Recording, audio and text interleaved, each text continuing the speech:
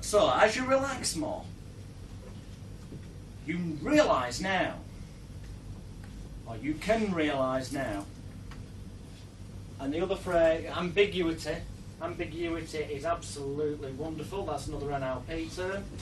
Phrases such as, it's almost as if. So as you relax more, you can realise now, it's almost as if. It's almost as if. What a lovely phrase. There's loads of examples of this on the CD-ROM, which, you know what I'm going to do, I'm going to put these here ready so that when we have the brew break, I want everyone to get one of these, which on there has got all examples of these different things, numerous different ones. It's also got an hour-long MPEG training movie on there of an actual smoking cessation session using all of these techniques, and it's also got an hour-long MPEG training video session of all the different stage inductions and how to do a stage hypnosis show, and loads of other useful info on there. You'll be taking them away free. Okay, so but there's one example. It's almost as if is one example of ambiguity. An ambiguous sentence. You can put that before anything that may or may not occur. Because by putting that sentence before, it avoids any resistance or negative response from the client, because, well, how can I put it? Some scripts might incorrectly say something like, well, you're no longer a smoker now, and you know that feeling inside's correct. No, how exactly do they know? They're apparently hypnotised, right? They don't. How can they prove it to them? How do they know? If anything, you're creating then a situation where they'll go and try and prove it to themselves and probably bring themselves out of that pattern. But it's almost as if before something, and it becomes something, for example, like, it's almost as if. Right now, you realise you have become and will continue to be a non-smoker. Now, the almost as if bit takes away the resistance, but then hopefully you spotted as we went on with a slight voice tone change, it's turned into an embedded command that you have become and will continue to be. Yeah? This making sense? Because this is why I don't really go into this stuff that often, because it's like tremendous. The other level of ambiguity is to say totally nonsensical bullshit. Seriously, it works. I did it earlier, as I'll break down when we look at the other thing. Nonsensical bullshit.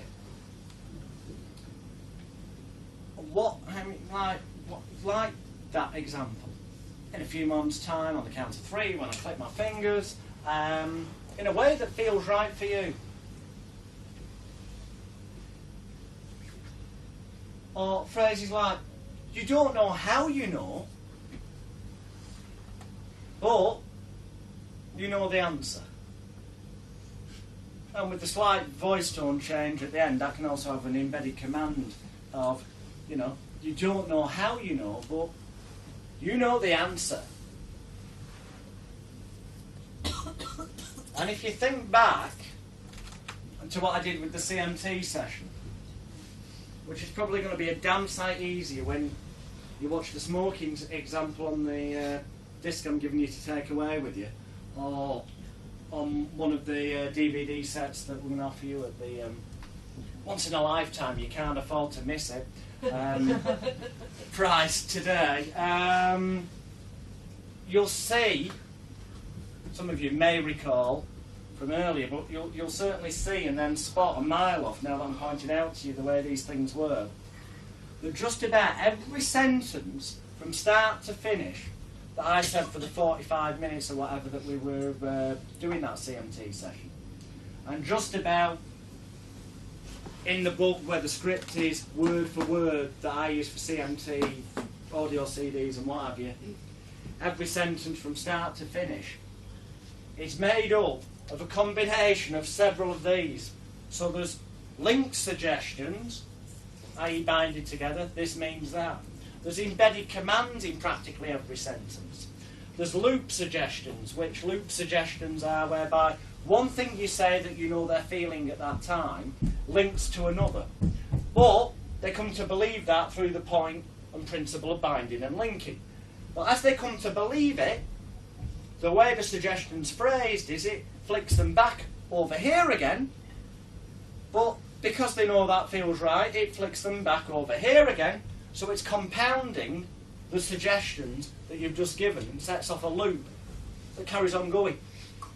Example being, when you notice that at that moment, for example, perhaps the physiology changes, so they're drifting down deeper, you can go, fantastic. And as you relax more, you find that the deeper you go, the better you'll feel. And the better you feel, the deeper you'll go. It's back to the beginning. We set up a loop, you're going. Non-stop loop.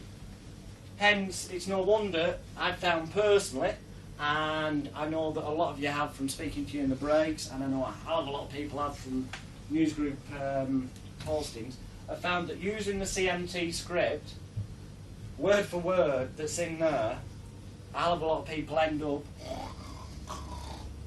snoring their heads off, for real.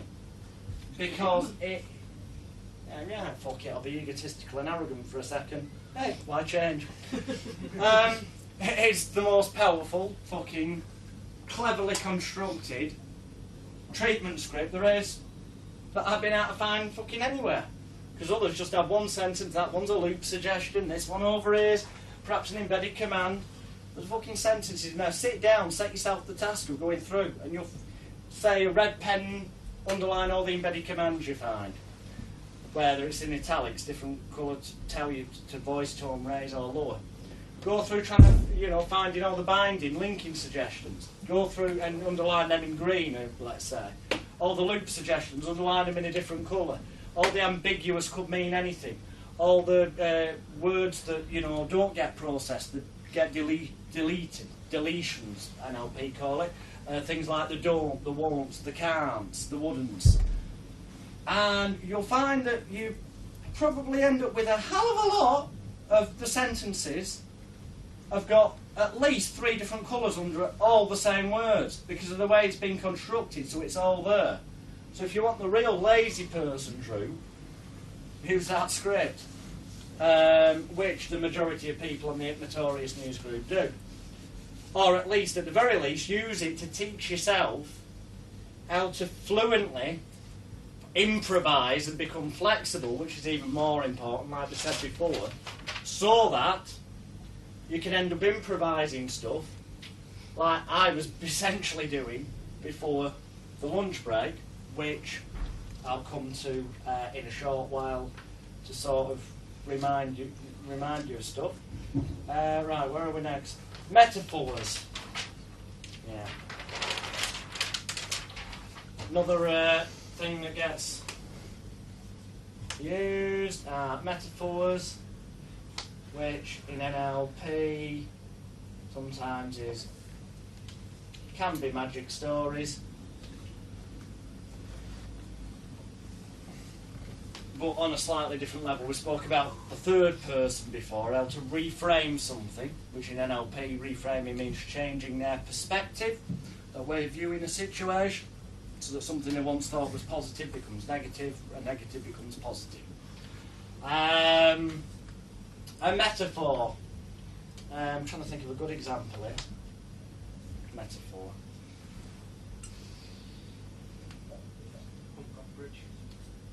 Yeah, well, no, that's more of a conjuring up that's eliciting a state. A metaphor might be, okay, what word did you say to me? Brick wall. All right, fantastic. And as you relax more, you realise now that in your mind's eye, it's almost as if you're starting to break down that brick wall. You're removing all those barriers.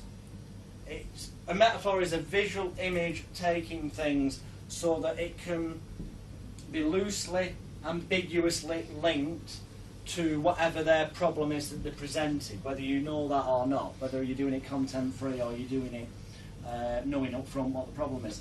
so that they can visualise something, because visual images are far more powerful than words on a subconscious level.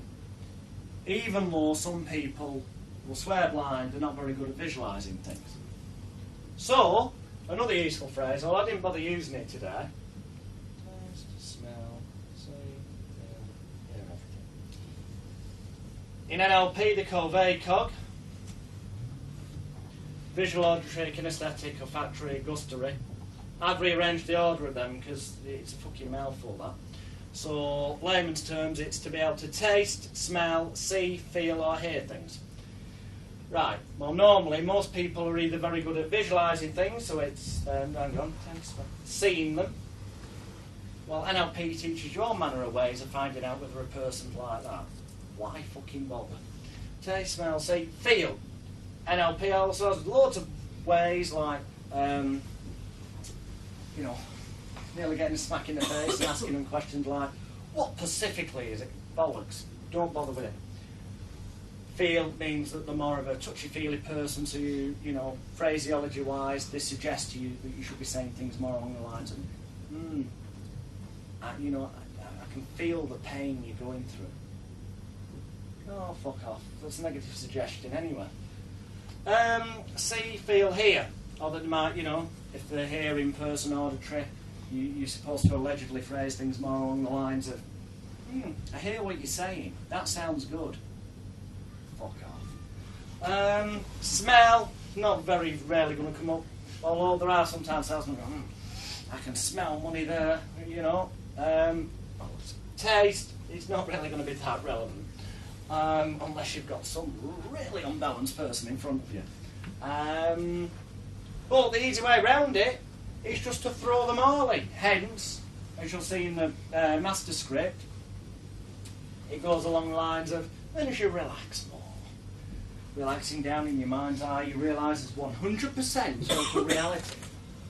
That you can taste, smell, see, feel, and hear everything. They'll pick up on whichever one's relevant to them. Whichever they've got most emotional attachment to or most preconditioned responses to is the one they'll pick up to. So therefore, it's why bother wasting time, you know, doing all these daft questioning exercises to find out which they are, put them all in. Because the irony of it is, which NLP doesn't always fucking tell you, is that some people are great at visualising things to do with, say, their work situation, but they're not in the private life. Whereas in the private life they're more emotional, but in business they're more hard-faced and focused. So, you know, you could be going through it for fucking ages, and if you get some miscommunication along the way, although the way to avoid miscommunication, NLP teaches us, is to ask more questions. So you're wasting even more fucking time to make sure that you're definitely getting the right bollocks. Throw them all in. The more you throw into the mix, the better. That's why practically every sentence of that script's got everything we spoke about on every bloody line. And even if you have no desire to be a hypnotist, reading a script like that and going through and doing the exercise I said about with different coloured pens, and it'll jump out at you like a bloody rocket now. And those of you who are in the bar tonight, it's unfortunate because I live my life second nature talking like this, unfortunately, now. Even when I don't want to, I find myself doing things. And quite often, because it just amuses me, because it was a good way of practicing it. Rather a lot of what I say comes out sounding as though it's rather sexual when it isn't actually meant that way. Which becomes damn clear in the bar. And he's even fucking worse at it. He does it on purpose, I'm sure. Well, it's a good exercise. They'll jump out at you. You only need to bear in mind the principle of each of the things we've gone through so far, and it will jump out at you like a sledgehammer. But that's only because you're looking for it. Remember, the person who will be sat with you will not be looking for it. And remember, on an even more screwed up level, that even if you are looking for it and it jumps out like a sledgehammer, it doesn't mean it won't work. Because if that was the case, then there wouldn't have been any positive changes made before lunchtime in the manner that were and continue to be. Which, what I just found myself doing there is future pacing. They call it in... I just need to be more aware of what I'm saying, and that reminds me of all the flipping segments. Future pacing is phrasing things in the manner as though they have definitely happened. Well, it's on two levels really. There's two levels of future pacing. There's before treatment and after. So before, even from the moment the client calls you, that's fantastic. So yeah, you're coming along on Tuesday at 2:30. Tremendous. So by sort of 2:30, and this is where the confusion element comes in, because the client's going to say back to you in a minute, some of them, hang on, I'm not getting there till 2:30. And you go, oh yeah, that's right, fine, I'll see you at 2:30. Because what you're going to say is to fuck their head up. Right, fantastic, we're going to see you at 2:30 on Wednesday then, and that's great because, at 2:30 you will be leaving me a confident, happy, healthy, relaxed non-smoker. No, I'm arriving at 2:30. Oh yeah, that's right. That's fantastic. See you then. Now you see there, that phraseology alone has got it's future pacing in so much as getting the idea that on that day they will have stopped, but it's an embedded command and confusion tactic that they'll have stopped at 2:30 when they arrive. Just to make things that bit more interesting and fun. There's after the event, which at the end of the session will be something like, okay, 1, 2, whatever, 9, 10, and you're back in the room. Wakey, wakey, rise and shine. Well, tremendous, John. How long exactly does it feel like you've been sat there in that chair? Thing we did yesterday, okay, time distortion. Doesn't matter what they say, 5 minutes, 10 minutes, 20 minutes, 3 hours. Doesn't matter if they get it right to the minute, second, nanosecond. Whatever they say, you improvise and react as though that's the perfect answer. Fantastic. I'm so glad to hear that, because that tells me that our time together today, your treatment has been perfectly successful in a way that's right for you. It's nonsensical bullshit on one level, but it's also future pacing on another, and it's also linking and binding things together, which means that whatever they say, react as if that's fantastic. Which means that this has worked and will continue to do so, which is positive future pacing. That making sense? Yeah? Tremendous. Which, like yesterday when we were doing the stage show thing, the opening patter on that, in a few moments' time, when I ask for volunteers, you will find you'll have an overwhelming desire to come and fill these chairs up. You will find it's future pacing. But also, oh here we go again, it's also an embedded command by changing the voice tone. You can take just about any sentence with a little bit of thought and putting a pause in somewhere, a bit of a voice tone change or a speed change, make it into an entirely different one without changing any of the words. And I know that sounds really fucked up, but hopefully by now you're getting the idea of what I mean, are you? Yeah. Do speak up if you're not. Yeah, because certain words don't get processed. If you say them that bit louder, they stand out more. If you say them that bit quieter, they sort of disappear on a subconscious level. So by either making something stand out more, so the rest disappears and that goes in to the subconscious, or making it quieter so it's the rest of the sentence, that's how you can make any sentence pretty much be an entirely different sentence. And also putting a pause in somewhere makes a sentence mean so many different things, as I mentioned before. So, future pacing. Disassociation.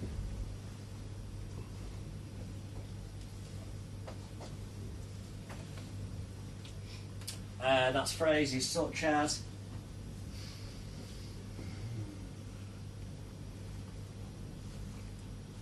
you realise now.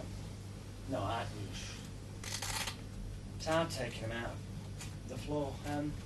As you relax more, you realise now that nothing bothers you, worries you, or concerns you, as it once did in the past. once did in the past. If you like a key phrase example, and it was there somewhere. Once did in the past, which in itself implies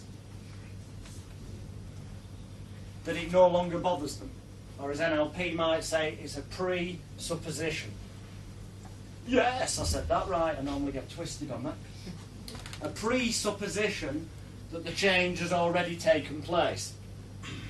Which, arguably, makes it, an embedded command, the idea that it has. It certainly amplifies whatever imagery, visual imagery, that you've got them processing, thinking about in their head. So, as you once did in the past.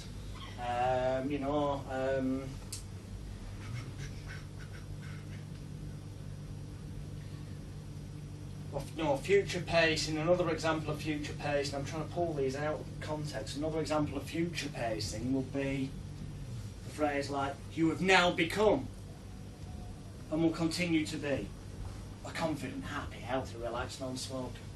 And you find that the smell of cigarette and tobacco on other people's clothing or breath no longer bothers you, worries you or concerns you in any way.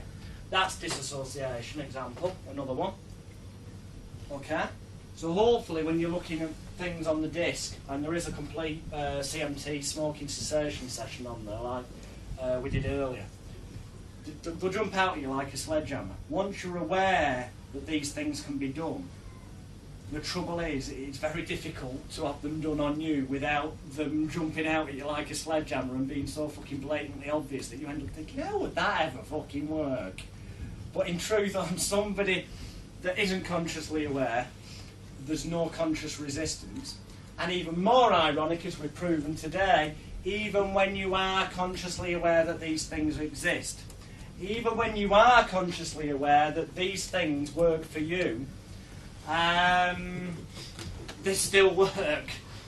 You know, even if you're they still work. Because that's where confusion fucking comes in. Confusion and disorientation. And the fact is, in this environment here, a large number of you are already aware of certain, if not all, or more, of these techniques. But ironically, therefore, when I'm using them upon you, for your positive change right now, the bizarre thing is that consciously, like it or lump it, you're processing the fact that you know that within that sentence is perhaps the suggestion that you will feel better about what you learn, embedded command. But it makes you smile and you realise, yeah, I know that, but, well, you're thinking, what's the fucking point in him saying that? So it either confuses you, like some of the examples we did earlier, which I'll break down, or it just like disorientates, because your mind for that split second is still processing that piece of information of, I know what's going on. So the next bit that follows hasn't got enough time to be processed fully because your mind's already doing something, so it still fucking goes in as into the subconscious. So like it or lump it, it still works on a lesser or a greater level.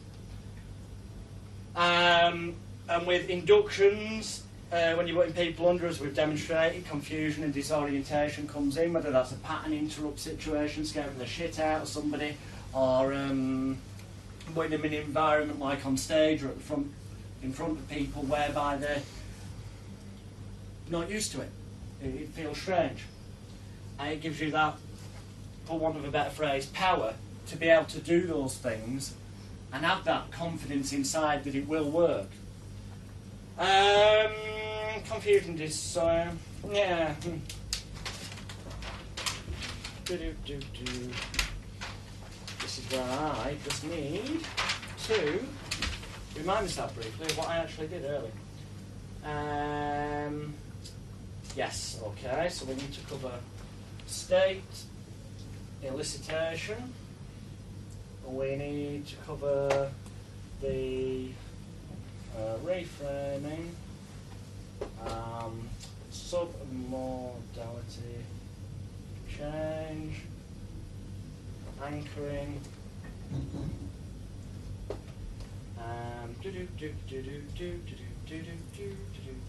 Rapid regression. Please. And that's it. It's actually of any use. Okay, state elicitation, as they would call it in NLP.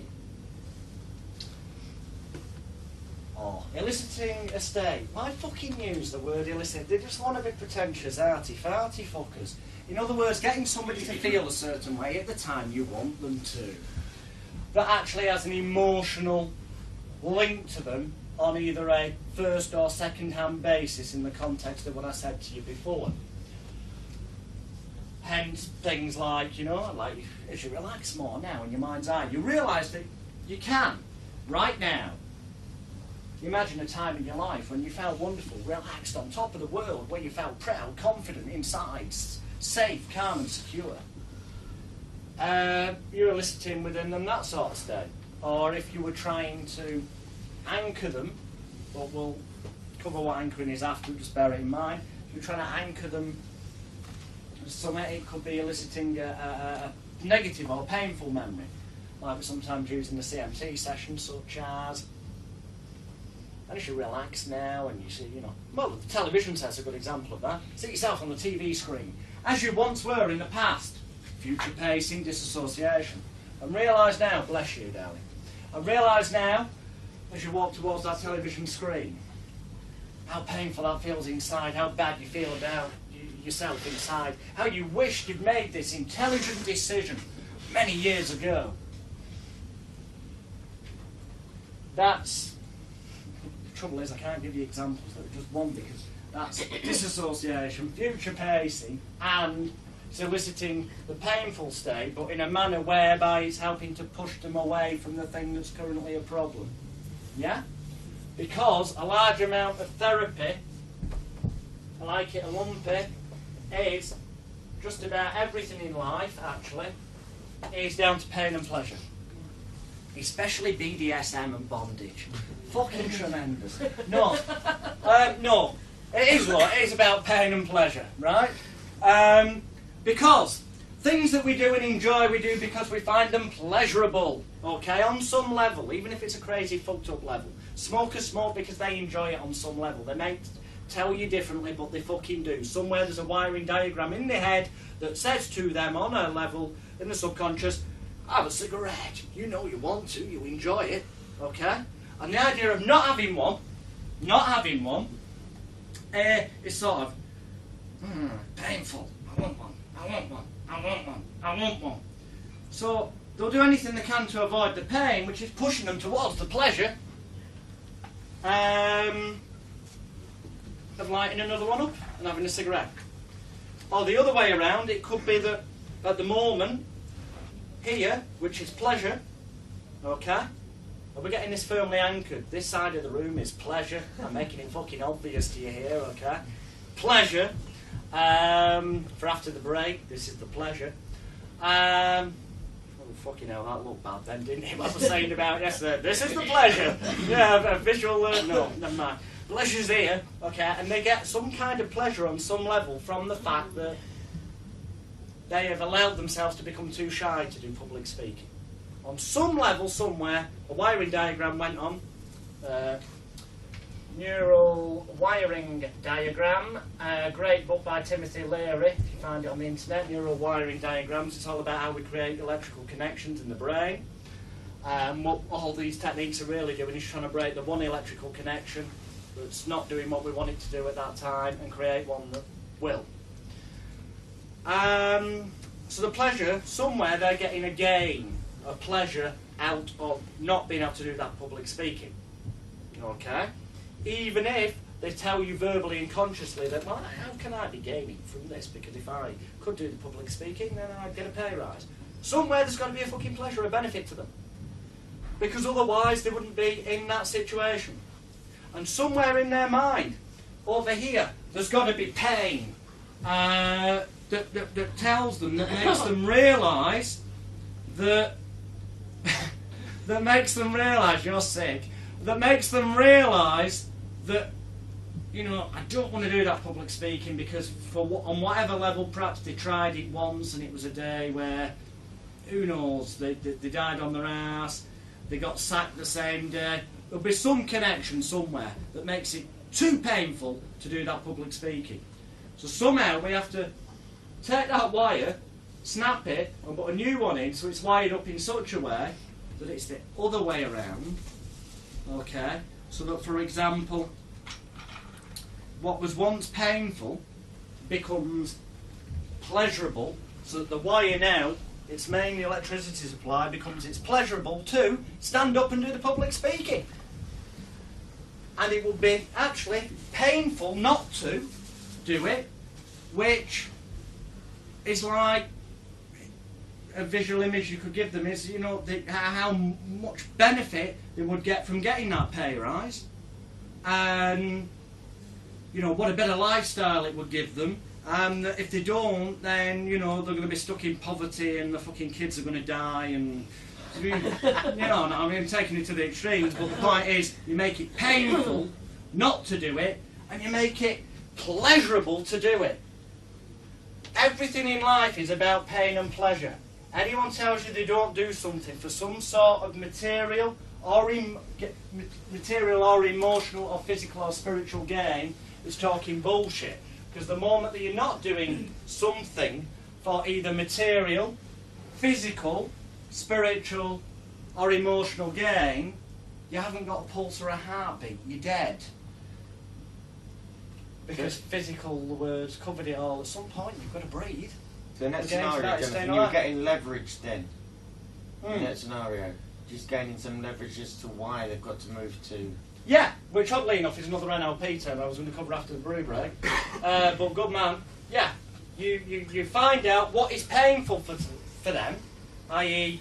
it'd be painful for a smoker not to have one, and what is pleasurable, e.g. having one, and then you've got to find out some way of making it more pleasurable not to smoke and more painful to carry on having one, which is where finding out the best time in their life and the worst time, and sort of anchoring them.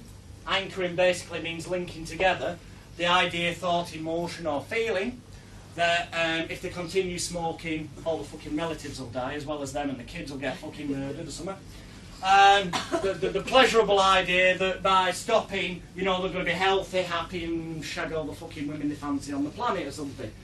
And that would then, hopefully, but you've got to keep going until you know you can see that sort of change, the little smile or the nod when you say, you know, in a way that feels right for you, the ambiguity, throwing in again, turn it around basically. That's all you ever do in therapy is turn the thing around. It's just what technique do you use that's going to be most effective for that person at that time. Right, yeah, that is probably a very good time to have the brew break. So I'd like everyone back in here, please. We've still got this bit here to cover and go through what we did before lunch. So 4:15, please. Thank you very much. What am I going to do? Okie, welcome back everybody to the final section of this weekend. Right, I don't know about you, but my head's starting to get somewhat scrambled as it is. Hopefully, though, as I say, when you look at the CD-ROM that I've just given you and you see script examples, but script examples that I've written, that is, and I don't say that, I don't mean to sound egotistical and arrogant about that, it's just a fact that most fucking therapy scripts out there are shit. The things that we spoke about so far should jump out and hit you like a brick, which in itself will help remind you of them and enable you to get to that point where you can, industry term, waffle shit like I do automatically. But in a useful, beneficial way that's right for you, of course. See, you've been jumping out obviously, you know. So yeah, we were talking about pain and pleasure before the break. Everything is down to that in some way, shape or form, whether it's pleasurable or whether it's painful. Hurrah, that was the correct way round.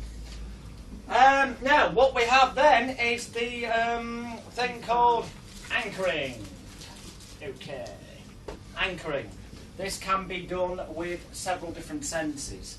The best anchoring is either, well, there's three ways of anchoring actually that work well. There's verbal, which we'll class as auditory, and if you think back to earlier, or if you're watching this on DVD, you rewind back and watch again, or if you're here and you've not got anything on DVD, you make the intelligent decision to buy some after. Anchoring, verbally. Earlier on, every so often when I saw a reaction in the client, I would go, tremendous, or fantastic, a power word, something that feels good. So that, through conditioned response, conditioning, like Pavlov's dog, there will come a point where, when that word is said out of context, shall we say, or when you want to ramp something home, you add that word in, it should relax more. That's fantastic, relaxing more. Because of what you've set up earlier, the conditioned response, it helps amplify what it is you've just said. That's one way of using anchoring. The more conventional way, to remind myself, anchoring as in think of a ship, but in the anchor down it keeps it there. So, that would probably easier if I just elicit my own state of treating the client. So,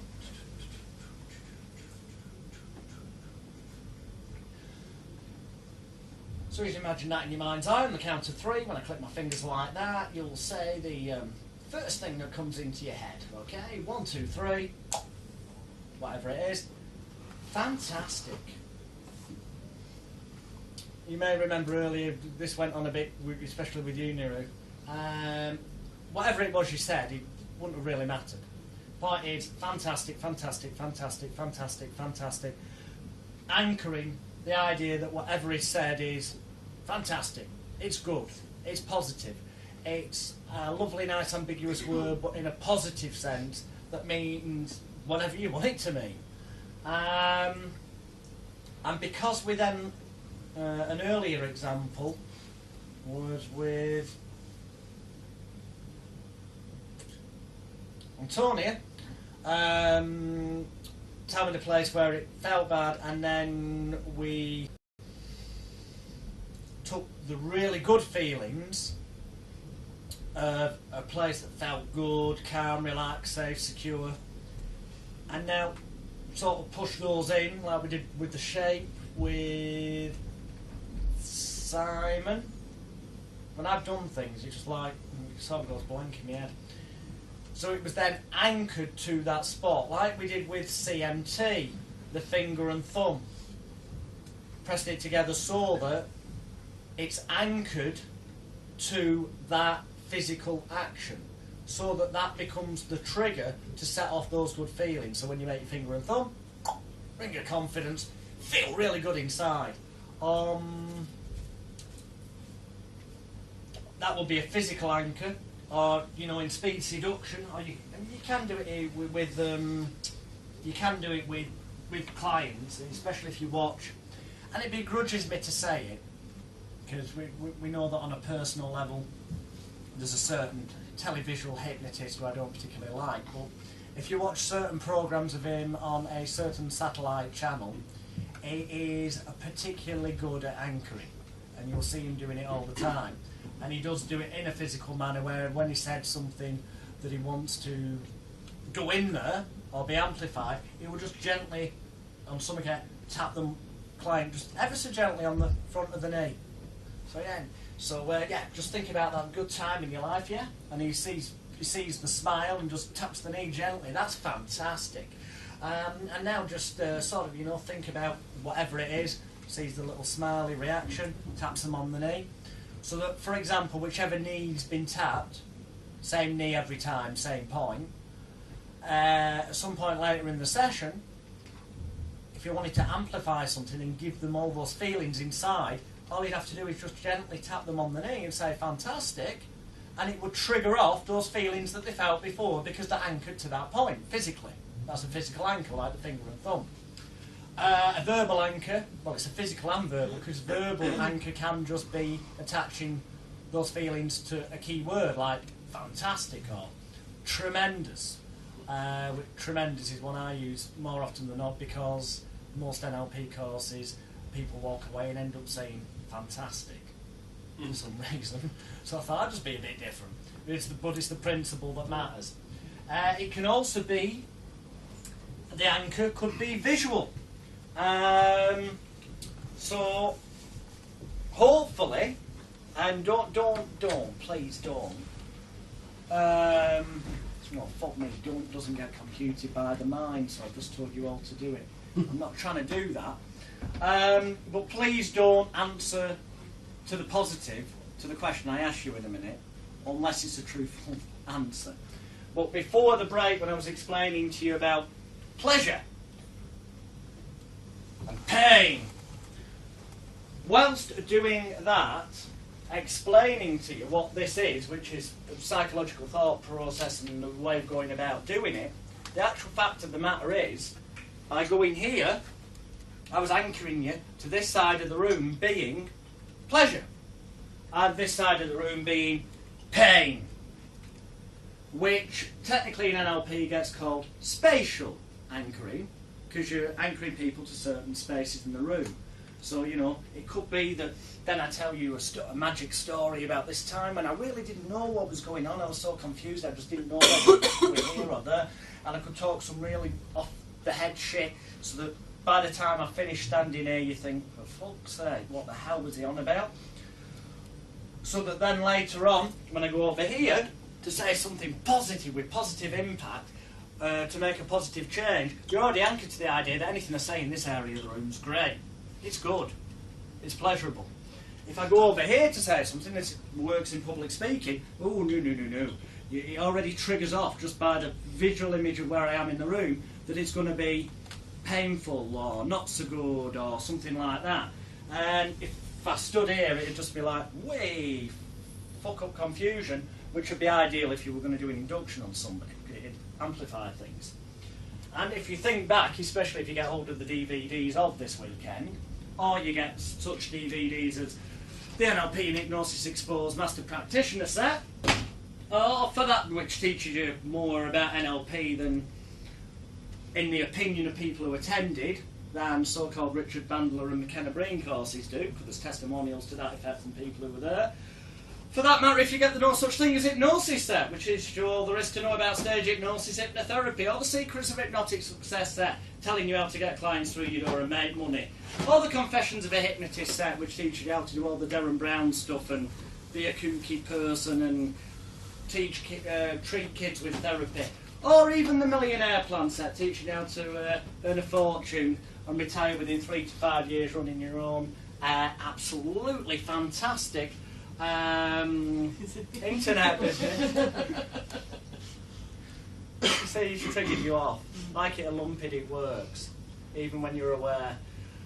But the point I was making is that when you then sit and watch what I am doing on those DVDs and feel really good inside, that it'll be damned obvious to you that I do, even on the set, No Such Thing as Hypnosis, where I'm adamantly saying hypnosis doesn't exist. Okay? Even on that set, I am anchoring people to different areas of the room. I am using visual anchoring in the sense of, when I say anything positive or upbeat, the hands are up here. If it's negative, it's down here.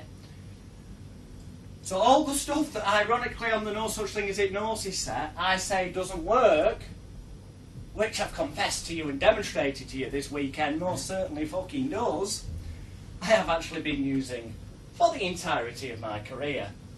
It's just that, well, it was a far better marketing ploy to say it didn't work.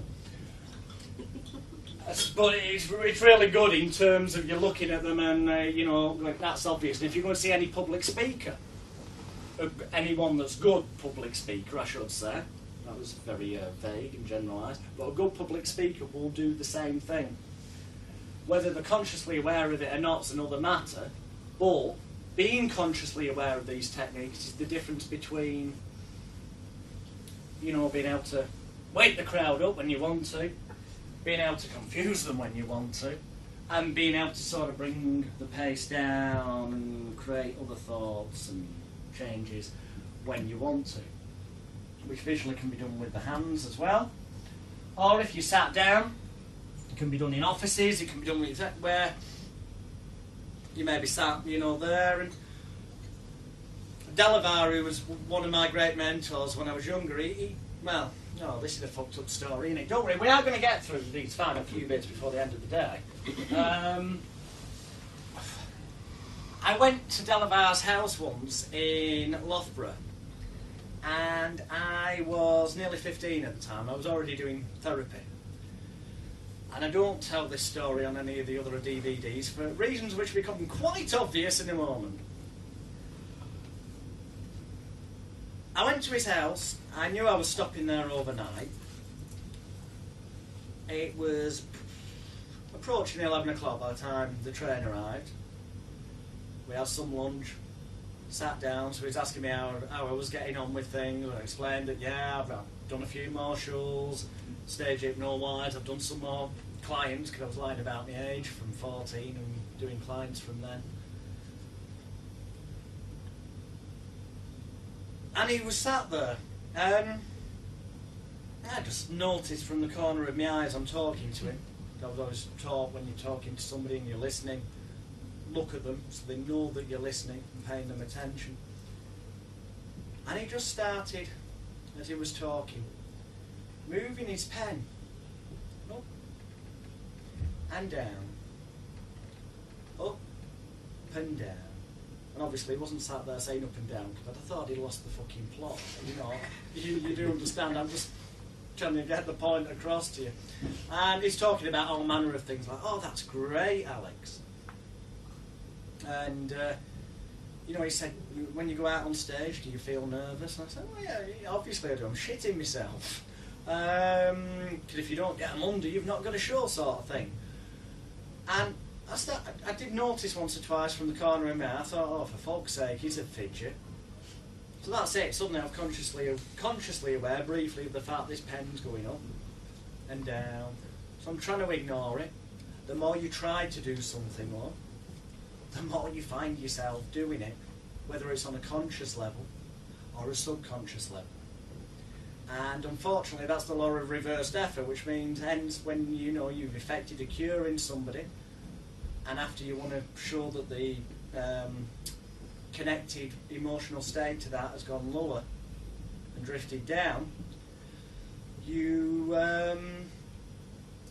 know, you sort of lose track of where you are, like I just am. No, seriously, I did that on purpose. The point is, he was having a conversation with me, so I lost track of the fact and forgot consciously that he was doing this with the pen. But the more I tried not to, the more it kept jumping into my head. But then it gets to a point where your mind just deletes it consciously, and it becomes peripheral vision. So I was still aware of this pen. It's just that I wasn't consciously thinking about it. And the next thing I knew was that it was 4:30 in the afternoon. And I was being woke up. It's not a joke, sadly. So to answer the question I got asked the other night, have I ever been hypnotised? Yeah. And the kooky thing is that then, I spent the rest of the time with like, fuck yeah, where's the past sort of 6.5 hours gone?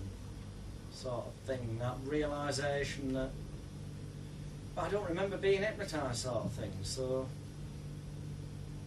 I asked him, I said, you've obviously hypnotised me without me knowing, or you've hypnotised me and I knew at the time you were going to hypnotise me, but you've obviously put some sort of suggestion in that I'll remember to forget. and forget to remember. And he swore blind he hadn't. And the next day he did tell me what he'd actually done, and it all came down to the pen. And apparently it took him about 30-40 minutes. But even just anchoring somebody on that level, once they become consciously aware and block it out, you can change the rhythm and pace of that pen movement. So if you were then talking to them about something really positive, you know, this it's fantastic, you anchor them to the speed of that pen as being really good. And, you know, if it was something of, you know, drifting down, sinking down, you know, where you wanted to just entice them in so they ended up going into trance, you'd do it slower, hopefully in time with your own breathing and theirs, but then you'd slow it down because you'd go from pacing them, going at the same sort of breathing rhythm, to going slower, which is a damn sight easier on a one-to-one, obviously, so that they pick up on this, and you would then be leading them, and as you slowed their breathing down and you started to talk slower and quieter, it would drag them in. And little things like that are particularly effective, not just in therapy, but business negotiation, and, oddly enough, speed seduction. Yeah. Who'd have thought it, eh? Yeah. So, you know, whatever it is can be a wonderful visual anchor to things. So you've got visual, the examples we've given you. When it's to do with space and moving around, that's what NLP calls spatial anchoring. It can be auditory, which can be fucking annoying if you do it wrong, but it can be auditory, whereby, especially speed seduction or, you know, business negotiations. Thank you for that. Tremendous. We're getting contact from the other side. Okay. Auditory. Yeah, auditory. quite, yeah. Coincidental. Do you believe in coincidence, by the way? Yeah? What a coincidence, so do I. But anyway, no, seriously. Or it can be auditory. So if you're sat with somebody across a table and you've got your pen, or it doesn't have to be your pen, it can just be your fingers. You know, when you want to emphasise certain points, you can just, ow, that fucking hurt. It's a lot easier with a table because it makes more of a noise. I hope you get the point. I'll use the pen so I don't break my finger, but you know, at a certain point you can, you know, that's fantastic. And although the fantastic's louder than the, and then later on it could be something else that's a positive word, like, you know what, that's really brilliant. Or in speed seduction, it's sort of quite often when you slip something in. Oh, when you slip something into the conversation, I just can't help it. When you slip something into the conversation, it's sort of taking it a section. I can't. It just fucking happens. It happens a sexual. Look, you're fucking watching, aren't you? So it's got your attention. But whatever it may be, that's the point where you make the noise, the anchor. So that later on in the conversation, when you're on a totally different subject, if you were to, for example, maybe pick up your drink and then put it down exactly in the visual spot where it may have been peripheral visioned and make the bang noise, it would elicit, trigger off those good feelings that have been anchored to that visual position and that noise. Do we get the idea? That's anchoring. Right, this is where the honest question comes in, where I said only answer it. Are you starting to see where these things I've gone through, where in actual fact I was using them before lunch? Is it making sense in terms of not having to, like, you know, I made it up as I went along, I reacted. Right, okay. We also used a technique called rapid regression before lunch, which was with Naru. Which, it's cool, we use in the middle of the room because it is a confusing thing. And that's the whole point of it, confusion and disorientation. Now, normal... especially past life, but normal past life regression or this life regression would suggest to you get them deep, deep, deep, deep, and then do deepeners and have them do whatever, imagining in the mind that they're going into a magic garden and there's a gate, and when they go through it they'll find themselves wherever it is. Fine, it works, and I have used that approach, don't get me wrong, it does work. But I wanted to demonstrate to you certain NLP rapid techniques, that was the whole point. So I used the rapid way, which is, if you're fairly certain this is something that happened when they were young, and the formative years, psychologically speaking, are 0 to 7 years of age anyway, if you study conventional psychological wisdom, and quite often things do trace back to childhood. People are generally aware of the fact that they do, they're just not always generally aware of what it was that actually occurred at that time. So you've got an indicator up front. And if you recall, I asked the question, after asking a few questions that could only be answered with a positive response, like, where do you live? It's got an honesty, you can answer it quickly. I forget what else I asked, but there were certainly 3 things I asked first of all that Naru had to be able to answer because there were factual pieces of information that you already knew the answer to, which helps the person start to feel relaxed about answering, so that when you come to confusion, it's not as much of a conscious shock, so there's less resistance. But what we did do, from a positive point of view, was avoid resistance in the first place, and we did this on quite a few of the sessions if you think back, and if you're watching the DVDs, rewind them and have a look, by putting in a phrase and saying, with the eyes open, some of the things I'm going to say to you might be a bit weird, a bit strange, but it's good strange, and I just need you to work with me. Is that okay? Seek permission from the client. In some therapeutic terms they call it getting the contract with the client. But it's also pre-warning them that it's going to be a bit weird, so that when it gets a bit weird, they have no resistance. They don't suddenly go, what are you on about? No, because you've already told them up front, and if they've known up front and it's been reframed, which we'll come to in a minute, if it's been reframed into the idea that, it might seem confusing when it happened, but actually the end result is going to be really positive for you, then there's no reason for any resistance. Thus making it easier for the person to relax, which in itself means that you get rapid trance, which in itself means that the stuff you do in visualisation, NLP, conventional-wise, actually is likely to be far more effective. Cool. So rapid regression-wise, 3 questions, easy to answer, factual, puts the person at ease. Then suddenly, pick a number between 0 and 10. It sounds like a nice, easy to answer question. Just pick a number. How difficult can that be?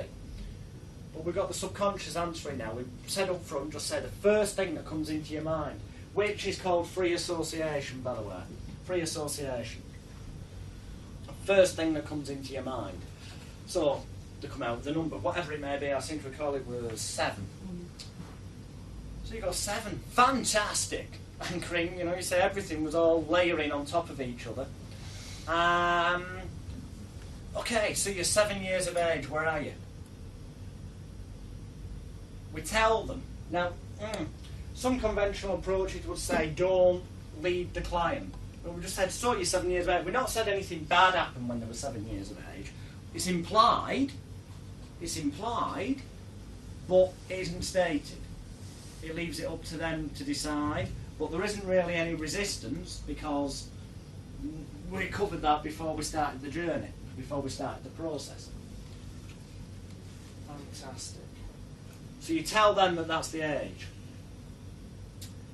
And you link and connect, which the phrase comes with free association, as I'll explain in a minute, to one of the previous genuine or comfortable created mental images.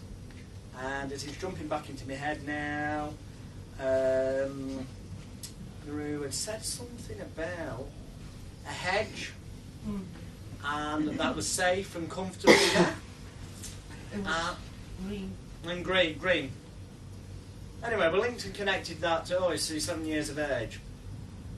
I then just basically kept asking questions that were pretty much nonsensical. Yeah? And getting responses which were pretty much nonsensical. Okay? I remember you asked, so is this feeling, the green feeling, is this before or after you're 7? And I responded, there's more yellow on the right side. Yeah. Now this is where improvising and reframing comes in. The reason I asked a phrase like that were, was it before or after you were 7?